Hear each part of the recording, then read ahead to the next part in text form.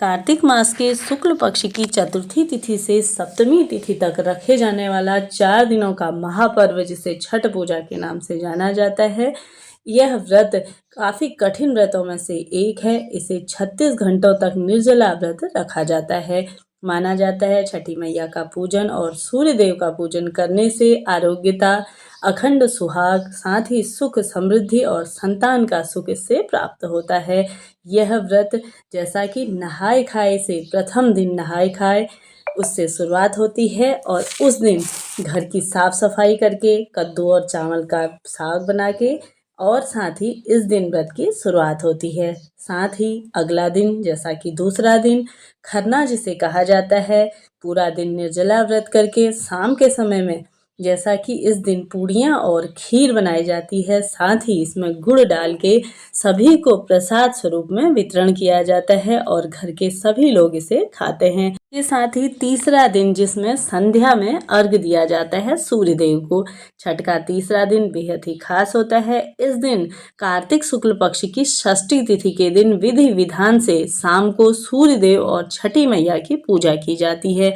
बांस की टोकरी में केठुआ, चावल के लड्डू और फल रखे जाते हैं और पूजा करने में सूप के उसमें सजाया जाता है और अस्त होने पर जब सूर्य अस्त हो जाए तब जल अर्घ दिया जाता है और छठी मैया की पूजा की जाती है। रात में छठी माता के गीत गा करके व्रत की कथा सुनी जाती है और दिन भर निर्जल निराहार यह व्रत रखा जाता है। साथ ही साथ अगले दिन उदित सूरज को अर्घ दिया जाता है। सुबह के समय में ब्रह्म मुहूर्त में जागने के बाद जल में खड़े होकर के जैसा कि सूर्य देव को अर्घ दिया जाता है। पूजा के बाद सभी व्रती कच्चे दूध और शरबत को पीकर थोड़ा सा ग्रहण करके अपना पारना करते हैं, यानी कि अपना व्रत इसके बाद खोलते हैं। इस तरह से छठ पर्व का समापन होता है कि साल 2024 में सबसे पहले षष्ठी तिथि प्रारंभ होगी 6 नवंबर दिन बुधवार को मध्य रात्रि 12:42 से यह प्रारंभ हो जाएगी और षष्ठी तिथि समाप्त होगी 7 नवंबर बृहस्पतिवार को मध्य रात्रि 12:34 पर यह समाप्त होगी।